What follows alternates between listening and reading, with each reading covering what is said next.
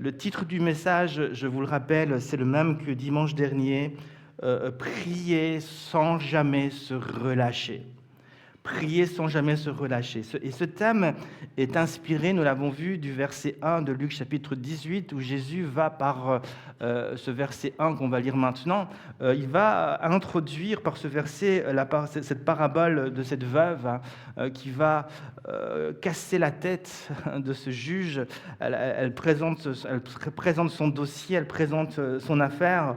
Et le juge ne veut rien savoir, mais elle va lui casser la tête. Elle va revenir chaque jour avec son dossier, elle va venir chaque jour avec cette affaire.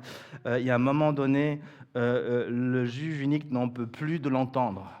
Il ne peut plus l'entendre, il y en a ras-le-bol, il y en a marre, et il va donc lui accorder ce qu'elle demande, pas parce qu'il croit que c'était juste, mais juste parce qu'il en a marre. Hein? Et Jésus va prendre cet exemple pour dire, mais prenez exemple sur cette femme. Hein? Et vous qui êtes des enfants et qui criez jour et nuit à Dieu, est-ce que le Père qui vous aime, qui connaît vos besoins, ne tardera-t-il pas aussi à exaucer votre prière? Et voici donc le verset 1. Le verset 1, Luc 18 dit « Jésus leur adressa une parabole pour leur montrer qu'il faut toujours prier et jamais se relâcher. » Et j'ai terminé mon message dimanche dernier. On va directement continuer là où je me suis arrêté dimanche dernier. Et j'ai terminé mon message en disant que l'exaucement de notre prière peut prendre du temps et prendra le plus souvent du temps. Cela étant dit, je dois tout de même préciser que Dieu, bien sûr, peut exaucer, et il exaucera aussi certaines de nos prières, voire instantanément, ou même rapidement. L'exaucement d'une prière n'est pas par définition quelque chose qui doit nécessairement et tout le temps prendre beaucoup de temps. Ce n'est pas une règle. La règle est plutôt, parfois ça prend du temps, parfois ça prend moins de temps. Parfois ça prend beaucoup de temps, parfois ça prend très peu de temps. Voilà. La règle, c'est il n'y en a pas. Et lorsque donc l'instruction, par exemple, est donnée dans Jacques chapitre 5 de prier pour les malades avec l'onction d'huile, l'exaucement, ici, je ne pense pas que l'exaucement de prière, lorsque Jacques écrit « Si vous avez des besoins ou si vous êtes malade, faites appel aux anciens qui vont vous oindre d'huile », je ne pense pas que dans l'esprit des anciens, le but est que l'exaucement se fasse un mois plus tard. Non, le but, c'est que ça se fasse certainement rapidement ou sur le champ, qu'il soit rapidement guéri avec l'onction d'huile. Jésus a aussi dit dans Marc chapitre 16, versets 17 et 18, il a juste dit, je lis juste une partie, « Vous imposerez les mains aux malades et ceux-ci seront guéris. » Et est-ce que la guérison des malades, quand j'impose les mains avec foi, est quelque chose qui est ici enseigné par Jésus comme devant prendre du temps? Pouvoir l'exaucement, mais je ne pense pas. Dans l'instruction de Jésus, Jésus dit « Allez, vous croyez, et quand vous rencontrez des malades, vous allez les imposer les mains, et sur le champ, c'est l'esprit dans lequel Jésus enseigne cela, les malades seront guéris. Et il n'a pas que les malades, les démons seront chassés, vous parlerez de nouvelles langues. » C'est quelque chose qui se fait normalement, Jésus l'enseigne pour que les disciples s'attendent à ce que ça se passe rapidement ou sur le champ. Et c'est de cette manière que les apôtres, d'ailleurs, ont mis en application cette instruction. Quand ils priaient pour les malades en leur imposant les mains, ils s'attendaient à ce que le malade soit guéri sur le champ, instantanément, ou en tout cas rapidement. Et c'est de cette manière donc aussi que Jésus guérissait, bien sûr, les malades. Même parfois, on touchait juste Jésus, une puissance sortait de lui, ils étaient sur le champ guéris. Jésus touchait les malades, ils étaient guéris. Jésus donnait une parole, ils étaient guéris. Et les apôtres ont eu cet exemple pendant 3 ans et demi, où ils sont avec Jésus, ils ont vu ce modèle en action. Ils ont été enseignés de cette manière-là, et à prier de cette manière-là, et à s'attendre à ce que Dieu, Jésus, encore au travers d'eux, par le Saint-Esprit, agisse de cette manière-là. Mais maintenant, une question intéressante à se poser est: est-ce que le malade est nécessairement, je prends l'exemple du malade, mais ça pourrait être autre chose, est-ce que le malade est nécessairement toujours instantanément guéri quand je lui impose les mains? Non, et je le dis aussi par expérience, mais non. La guérison peut parfois se manifester plus tard, Ou parfois, il sera même nécessaire de prier plusieurs fois, régulièrement, en imposant les mains jusqu'à ce que la guérison vienne. Et si la guérison ne vient pas, Dieu connaît la raison. Cette raison ne fait pas toujours plaisir à entendre, mais il y a toujours une raison. Mais ce que vous devez retenir ici est que Dieu ne nous laissera jamais dans la confusion. Si tu pries pour ta guérison ou pour quel que soit le besoin et tu ne vois pas les choses arriver, et moi je suis convaincu que Dieu ne veut pas que tu restes dans la confusion. Que ce soit, même si des fois l'impression que c'est le silence, Dieu te donnera au moins sa paix. Il te donnera au moins sa paix, il te donnera au moins sa joie. Tu ne comprendras pas toujours, tu n'auras peut-être pas toujours toutes les explications que tu aimerais bien entendre, mais tu auras au moins sa paix pour pouvoir avancer avec foi. Et ce que je vous enseigne ici, je l'expérimente souvent lorsque je prie pour le baptême dans l'Esprit. Vous savez, j'ai prié pour des centaines et des centaines de personnes pour le baptême du Saint-Esprit, et j'ai vu des jeunes, des moins jeunes, même des enfants être remplis du Saint-Esprit, parler en langue. Et parfois, les personnes sont instantanément baptisées du Saint-Esprit. Et je dirais que c'est le plus souvent que ça se passe comme cela, surtout chez les enfants et chez les jeunes, parce qu'ils se posent beaucoup moins de questions que les adultes. Le plus compliqué, c'est les adultes. Souvent, les adultes sont arrivés à un certain niveau d'expérience ou de vie, et c'est très difficile, des fois pour eux, de recevoir comme un enfant la bénédiction de Dieu. Mais donc, parfois, ça prend du temps, et parfois, je dois prier de nombreuses fois avec une personne avant qu'elle soit enfin baptisée du Saint-Esprit. Mais en général, lorsque j'impose les mains pour le baptême de l'Esprit, je m'attends, avec la personne avec qui je prie, que ça se passe directement. C'est toujours mon attitude. Quand je vais prier pour quelqu'un, je m'attends à ce qu'elle soit sur le champ, remplie du Saint-Esprit, avec le parler en langue. Et c'est ainsi en tout cas, que je crois qu'on devrait prier. Et si rien ne se passe, je ne me décourage pas, et je continue de prier et d'imposer les mains jusqu'à ce que la chose se passe. Et parfois, il est vrai, ça peut arriver que Dieu me dise « arrête de prier ». Et puis, Dieu va souvent me donner la raison, comme par exemple ce jeune homme, j'ai déjà donné l'exemple, pour qui je prie pour 3 personnes, 2 personnes sont directement guéries, puis c'est cette 3e personne qui n'est pas baptisée du baptisée du Saint-Esprit, puis cette 3e personne n'est pas baptisée du Saint-Esprit, mais Dieu me montre qu'il ne peut pas baptiser cette personne du Saint-Esprit parce que sa vie n'est pas en règle. Avec différentes choses, il y avait encore des pierres, des cailloux dans sa vie que cette personne devait déposer devant Dieu. C'était une raison que Dieu me donnait. Maintenant, ayant dit tout cela, nous devons aussi affirmer que l'exaucement de ma prière, le plus souvent, va prendre du temps. Et là, je parle ici, lorsque je parle de l'intercession. Alors qu'on est devant Dieu, on apporte notre besoin, ça peut venir rapidement, mais le plus souvent aussi, il faut en tout cas s'attendre à ce que ça prend parfois du temps. Et si ce temps ne doit pas automatiquement être interprété comme un refus de Dieu de ne pas exaucer ma prière.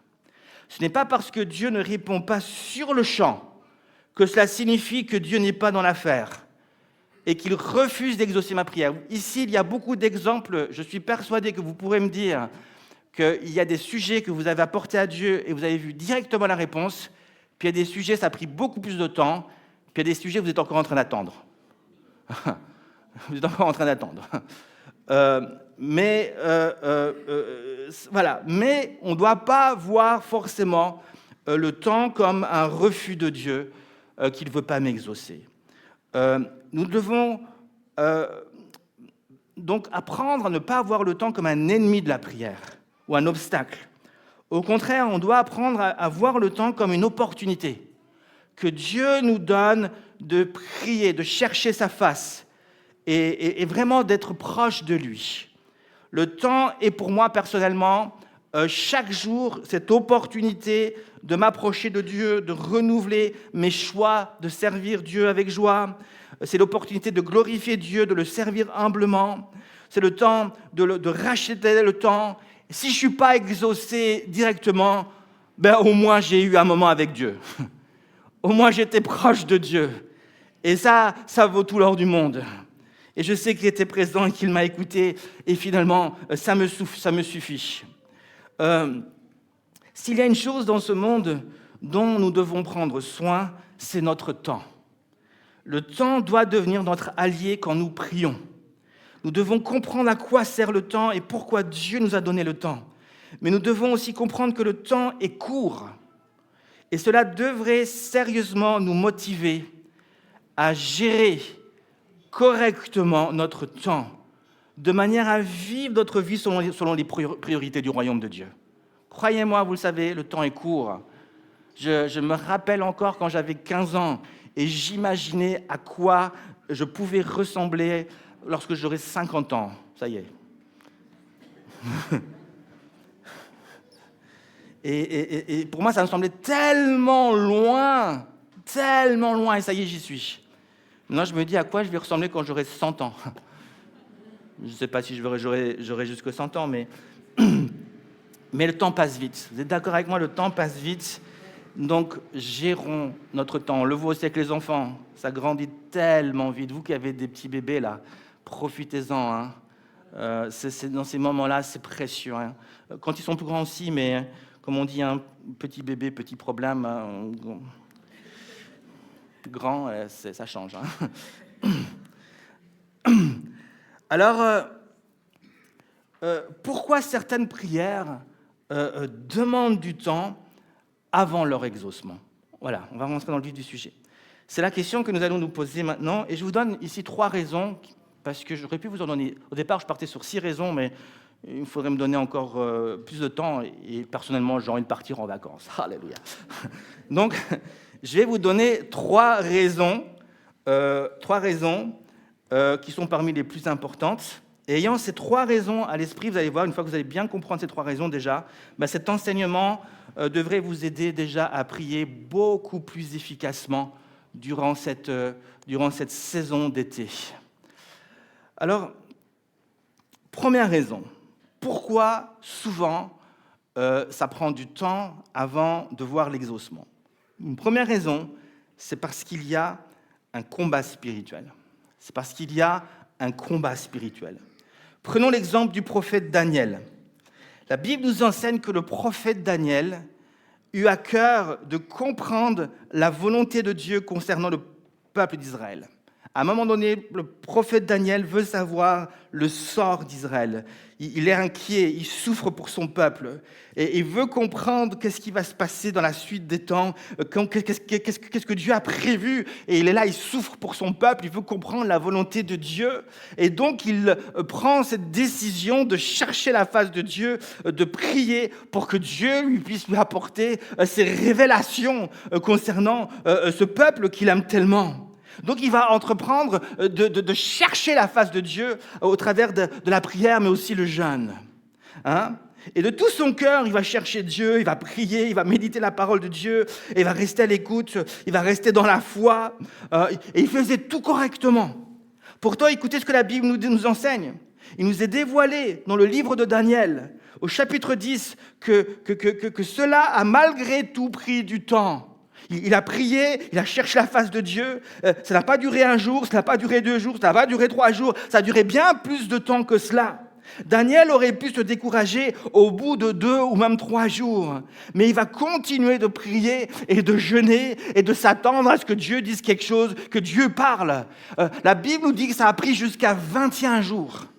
21 jours, au bout de 21 jours de jeûne et de prière, enfin la réponse est venue. On peut lire ensemble dans Daniel 10, versets 2 et 3, je lis. En ce temps-là, moi, Daniel, je fus 3 semaines dans le deuil.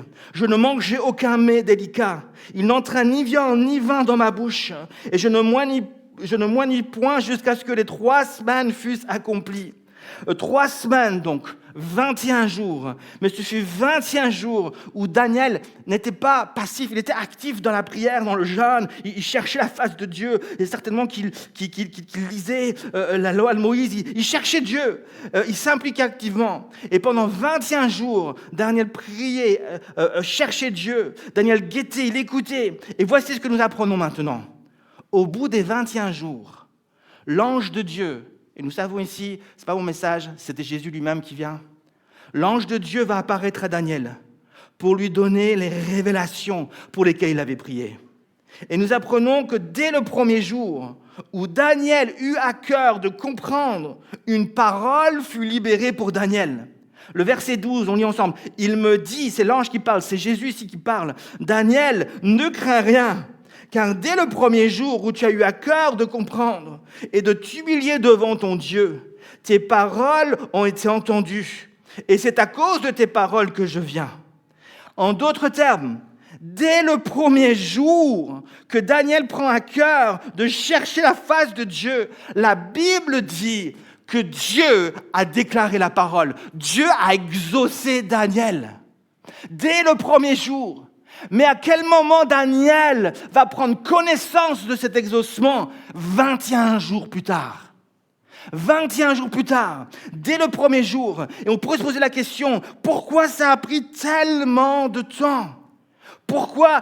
Est-ce que Dieu était pas pressé? Est-ce que Dieu prenait son temps avant de venir? Est-ce qu'il marchait tranquillement? Il avait d'autres choses à faire? Pourquoi ça a pris tellement de temps?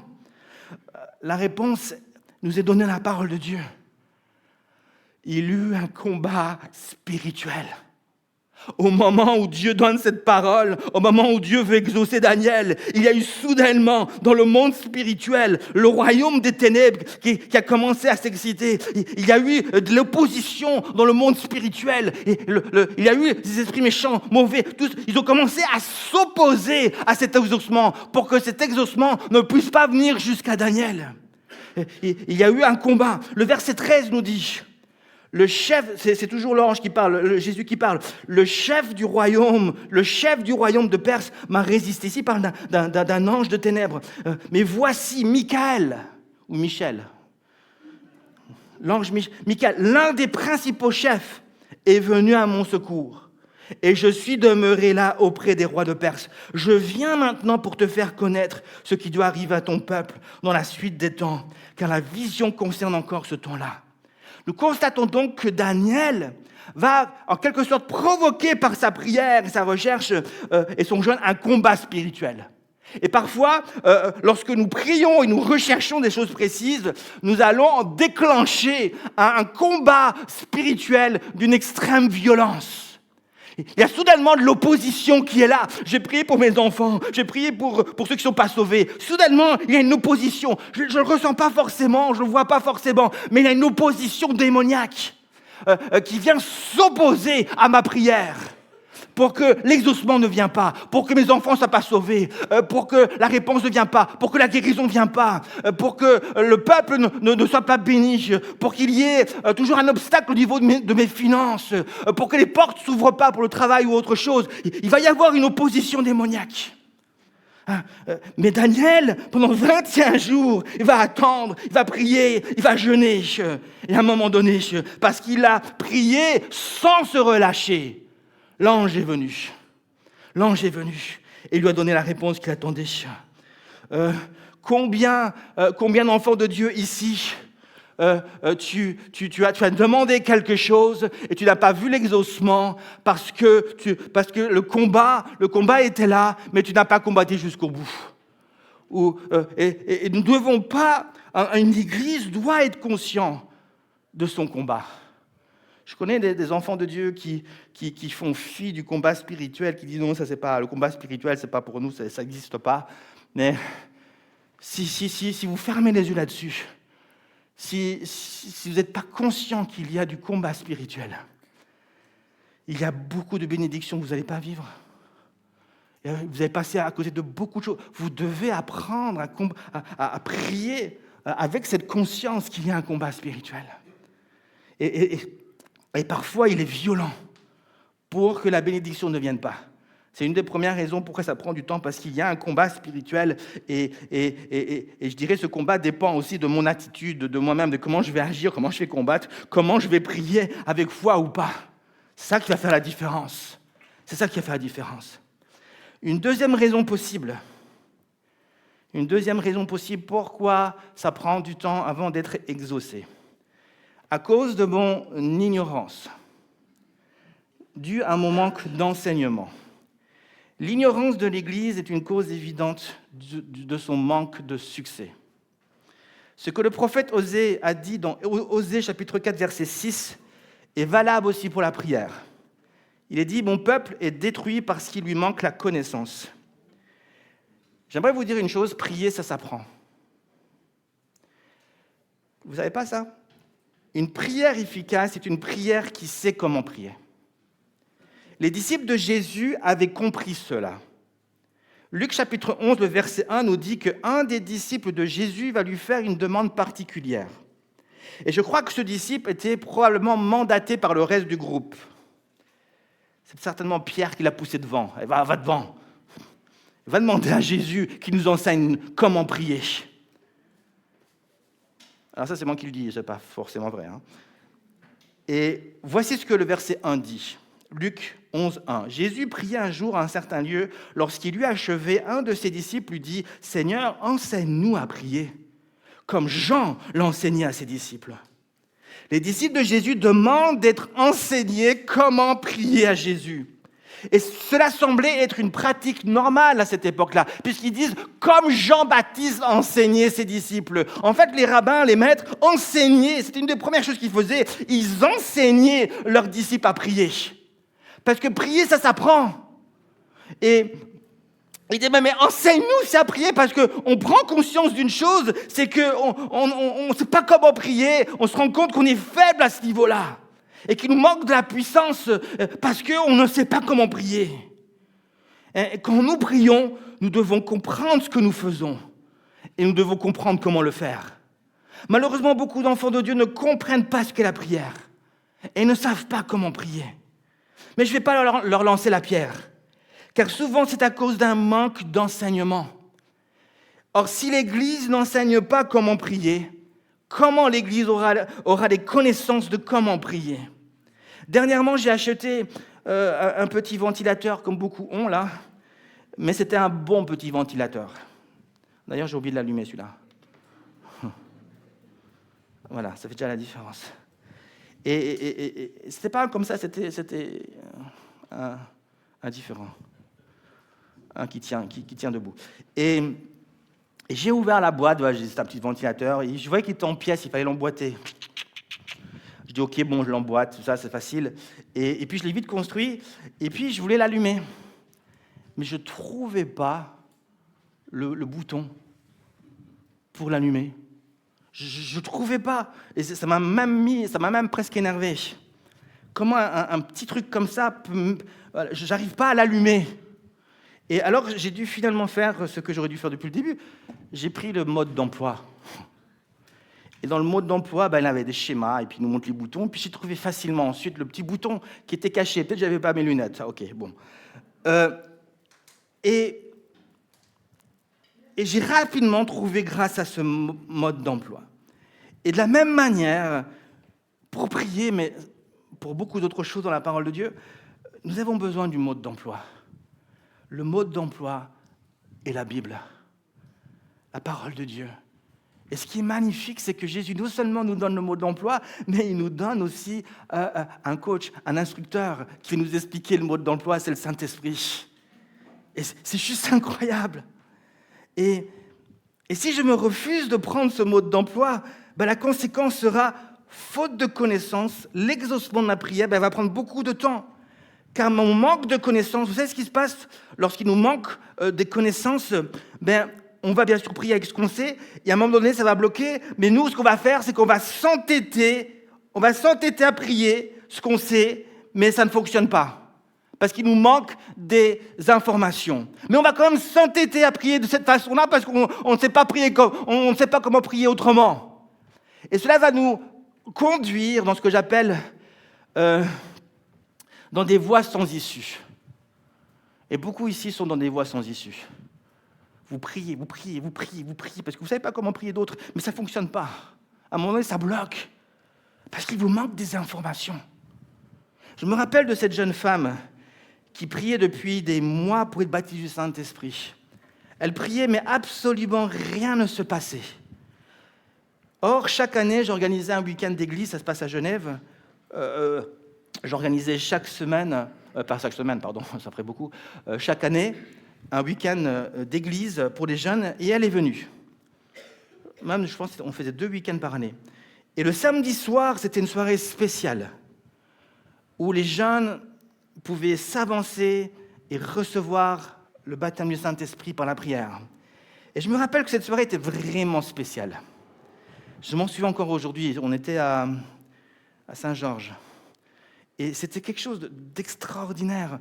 Alors que on vivait cette soirée, que je prie, j'ai entendu le vent du Saint-Esprit venir. Et il a balayé tous ces jeunes qui s'étaient avancés. Et j'ai vu devant mes yeux une quinzaine de jeunes toucher, parler d'un coup en langue. C'était quelque chose d'extraordinaire. Cette jeune fille, elle était venue à ce week-end, elle s'était avancée, mais elle n'a rien vécu. Elle n'a pas été baptisée du Saint-Esprit. Donc je me suis approché personnellement d'elle et j'ai commencé à prier pour elle. Puis rapidement, j'ai compris, parce que quand je prie, j'écoute aussi. Prier et veiller. Je prie et j'écoute. Et je cherche à discerner ce qui se passe. Et le Seigneur me dit tout simplement, dis-lui, il te suffit d'ouvrir la bouche et de parler ce que je mets dans ta bouche. Et là, je lui explique donc. Je prends le temps, je ne prie plus, je lui enseigne maintenant les choses. Je lui dis, le parler en langue est une langue spirituelle. Je dis, comme tu as besoin de ta langue physique pour parler, tu as besoin de mettre en action toi-même ta langue spirituelle. Je vous enseigne ici. Pour parler, tu dois la mettre en action, ta langue physique. Si tu ne la mets pas en action, rien ne va sortir. Et c'est la même chose pour le parler en langue. Tu as besoin de mettre cette langue en action pour que ça sorte. Et je lui dis, tu as reçu, il faut que tu la mettes en action. Elle me regarde et me dit, ah bon, c'est tout? Mais je dis oui. Pourquoi? Elle s'attendait à ce que le ciel s'ouvre. Elle s'attendait à ce que Dieu soit sur son cheval. Elle s'attendait à ce que la puissance de Dieu vienne sur elle. Elle s'attendait à ce que des langues de feu descendent sur elle. Elle avait toutes sortes d'idées préconçues. Elle avait entendu des choses, elle avait interprété des choses. Et elle était restée dans cet enseignement-là. Elle croyait que ça devait se passer comme ça. Mais je suis arrivé, je lui ai enseigné les choses. Et ça a débloqué. Et quand j'ai posé ma main sur elle après l'enseignement, c'est venu boum sur elle. Et ça a été fait directement. Je crois que beaucoup de personnes se privent de la puissance de Dieu par la prière, par ignorance ou par un mauvais enseignement. D'ailleurs, ceux qui sont souvent contre le Saint-Esprit ou le baptême du Saint-Esprit, c'est souvent parce qu'ils ont vécu de mauvaises expériences ou parce qu'ils ont à un moment donné eu un enseignement qui est pour moi erroné. Et ils restent bloqués là-dessus. À un moment donné, il faut passer au-dessus et comprendre ce que le Seigneur veut dire. C'est pour cela aussi que les enseignants, écoutez-moi, c'est aussi pour ça que les enseignants seront jugés plus sévèrement et que nous ne devons pas être nombreux à vouloir enseigner. Moi, j'ai vécu trop d'expériences là-dedans pour me dire que ça ne fonctionne pas. J'ai trop vu les choses. L'enseignement donne de l'autorité pour être béni. Mon enseignement va te donner de l'autorité pour être béni. Parce que mon enseignement est capable de t'ouvrir les yeux. Mon enseignement est capable de te faire comprendre des choses qui va débloquer la foi et qui va amener la bénédiction dans ta vie. Ton enseignement est extrêmement puissant. Mais mon enseignement peut aussi, s'il est mauvais, t'empêcher et te bloquer et t'empêcher d'être béni. Et t'amener à t'entêter dans des choses qui ne sont pas de Dieu. Et certaines personnes ici sont entêtées parce que tu crois des choses qui ne sont pas de Dieu. Tu crois des mensonges qui ne sont pas de Dieu. Tu as entendu des prédicateurs, tu t'es réconforté en écoutant des prédicateurs qui prêchent des faussetés. Tu dis, ok, c'est bon, au moins il y a quelques personnes qui pensent comme moi. Et tu t'entêtes et tu n'es pas béni. Alors que Dieu voudrait t'emmener tellement plus loin. Tellement plus loin. Et dans la prière, c'est la même chose. Nous avons besoin d'être correctement enseignés. C'est ce que Jésus reprochait aux pharisiens. Il leur dira, vous avez reçu les clés de la connaissance, mais qu'est-ce que vous en faites? Vous êtes comme des aveugles qui conduisent d'autres aveugles et vous tombez tous les deux dans un trou. Lorsque nous prions en général selon notre enseignement et selon nos connaissances. Ou nous faisons tout simplement comme les autres font. Parfois, on fait comme les autres font. Certains ne peuvent pas prier s'ils ne sont pas à genoux. Il n'y a aucun problème avec ça. Mais pour prier, ils doivent se battre. Pas de souci. D'autres doivent joindre les mains obligatoirement. Et si les autres ne se mettent pas à genoux, ils vont commencer à avoir un petit regard de jugement. Ou s'ils ne mettent pas leurs mains comme ça, il y a quelque chose qui ne fonctionne pas. Ils ont comme des idées préconçues, on leur a dit, c'est comme ça qu'il faut faire. Quand tu pries, il faut que tu te mettes à genoux absolument devant ta chaise, il faut que tu pries, il faut que tu mettes ta main comme ça, il faut que tu... Alors je ne dis pas qu'il ne faut pas le faire. Mais ce que je suis en train de dire surtout, ce qui compte, c'est ton attitude. Si ça reflète une attitude de cœur, alléluia.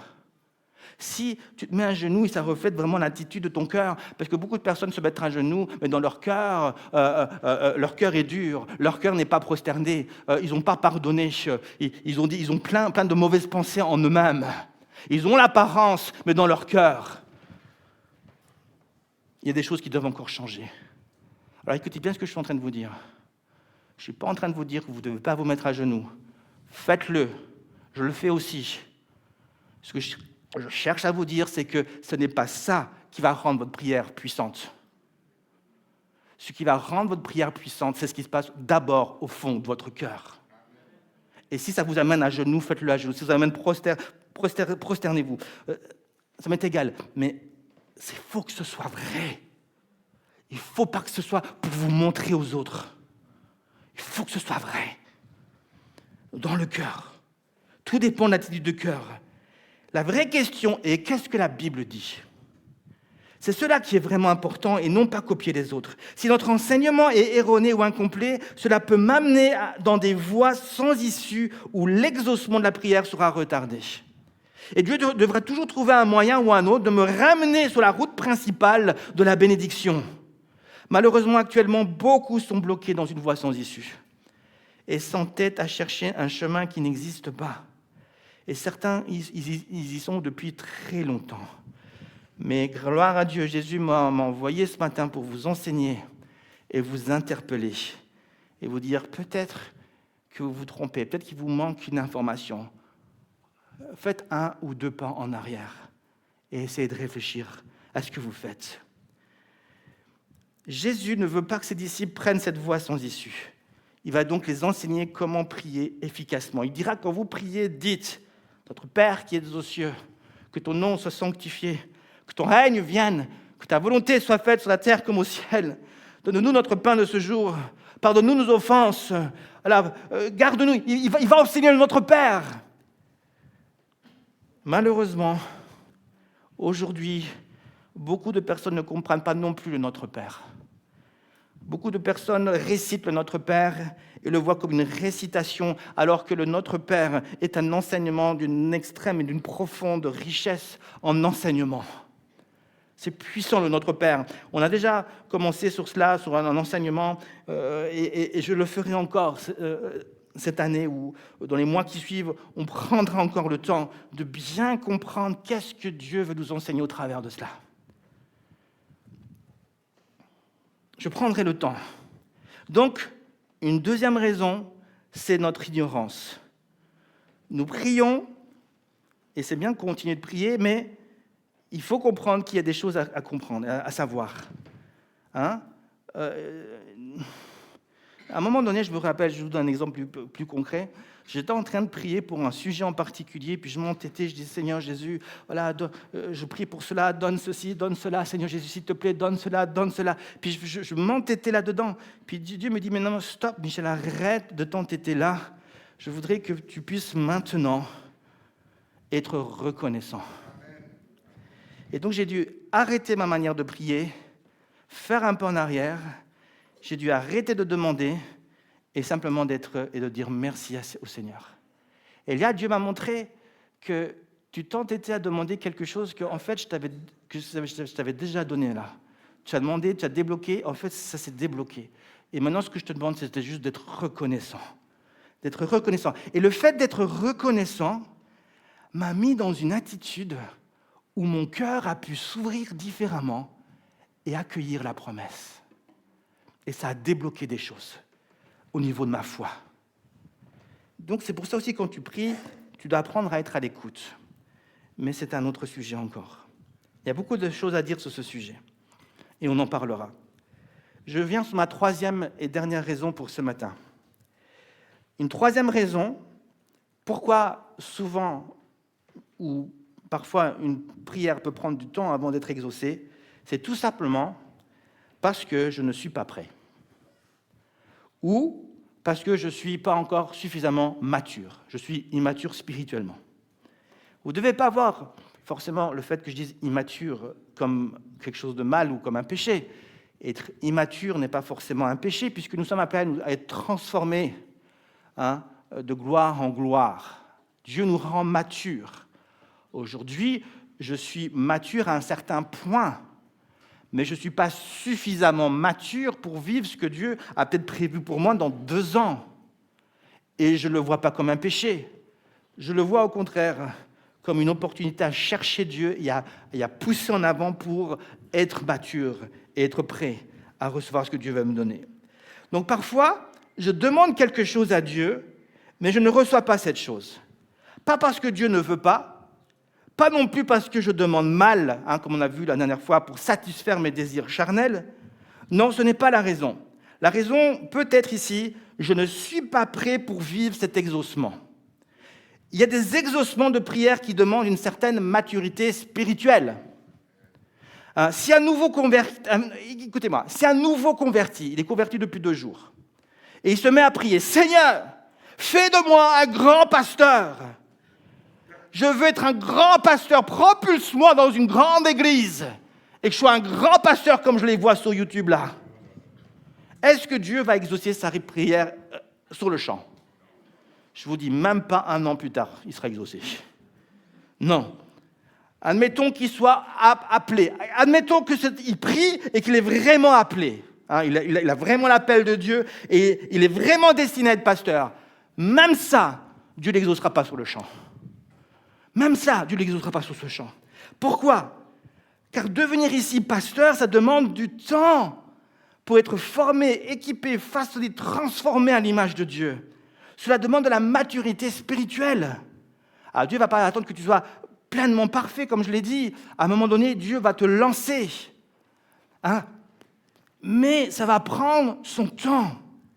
Et certaines bénédictions de Dieu, écoutez-moi bien, si je ne suis pas prêt, ces bénédictions, écoutez-moi bien, certaines bénédictions de Dieu, si je ne suis pas prêt, peuvent devenir des pièges, peuvent devenir des dangers. Quand on donne trop tôt une bénédiction de Dieu que je ne suis pas suffisamment mature à vivre, cette bénédiction peut se retourner contre moi et me faire tomber dans l'orgueil ou dans un tas d'autres choses, ou même dans la peur. Imaginons quelqu'un qui tremble de peur. Il a appelé. Et puis soudainement, on le propulse devant une grande foule. Ce gars-là, il va tellement avoir peur, il va tellement être traumatisé qu'il ne va plus jamais vouloir venir sur l'estrade.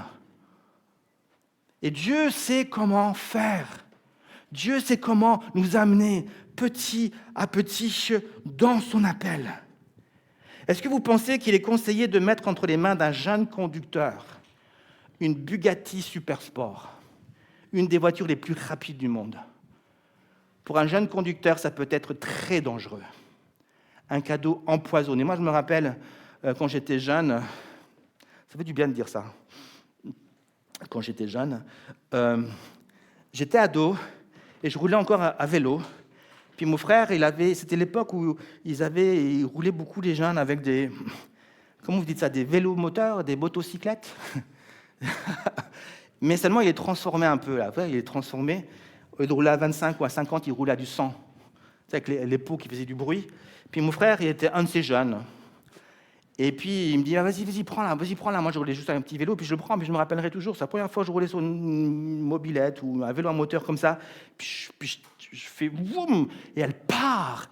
Et puis, je ne sais pas pourquoi c'est comme ça. Des fois, tu n'as pas le réflexe de lâcher. Tu tiens et tu vas encore plus vite. Puis la voiture, elle part, elle fonce dans le mur. Bam, bam, bam. Et puis, j'ai tout défoncé. Je ne vous dis pas après mes parents. Ils ne se sont pas trop occupés si j'allais bien. Et mon frère, il n'aurait jamais dû faire ça. Et je n'étais pas prêt.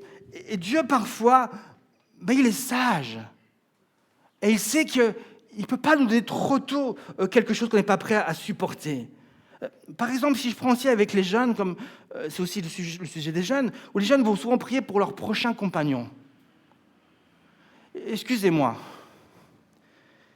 Mais moi, je ne mets pas de règles de 1 an ou de 2 ans.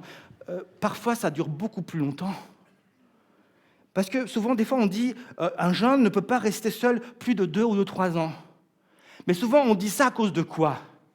Souvent, on dit ça à cause de 1 Corinthiens 7 qui parle de relations sexuelles. On dit, il faut que tu te maries vite parce que sinon tu vas tomber. Mais c'est réduire le mariage à des relations sexuelles. Alors que le mariage est bien plus que cela.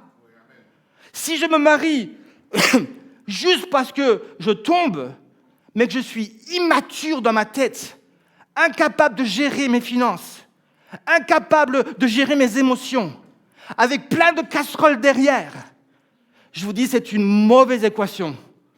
Vaut mieux encore attendre 5 ans ou 6 ans ou 7 ans et tu fais un triple nœud.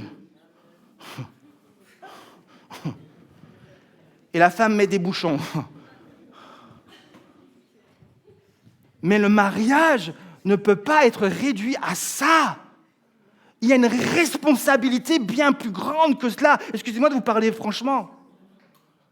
Excusez-moi de vous parler franchement. Parce que moi, ça me fait de la peine quand je vois des jeunes qui vont juste se marier pour ça. Parce qu'ils sont en train de rater quelque chose. C'est bien plus grand le mariage. C'est bien plus énorme. Il y a des responsabilités à vivre avec la personne. Il faut un homme responsable. Il faut savoir enseigner sa femme. Il faut savoir gérer le couple. Il faut savoir amener le couple dans la volonté de Dieu. C'est bien plus que cela. Et donc, ça peut prendre beaucoup de temps. Regardez Jacob, le pauvre. Ça a pris 7 ans fois 2. 7 ans. Donc, il n'y a pas de règle. Il n'y a pas de règles. Ne mettez pas des règles là-dedans. Ça dépend de chaque personne. Ça dépend de chaque personne. Où tu en es, spirituellement, dans ta maturité, qu'est-ce que Dieu vous dit vraiment? Ça demande vraiment un entretien pastoral. Un entretien pastoral. Voilà, je vous rappelle.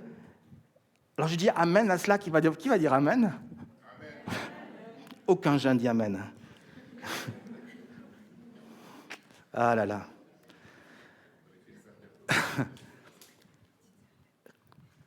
Je conclus. Je vous rappelle donc les 3 raisons pour lesquelles une prière peut prendre du temps avant son exaucement.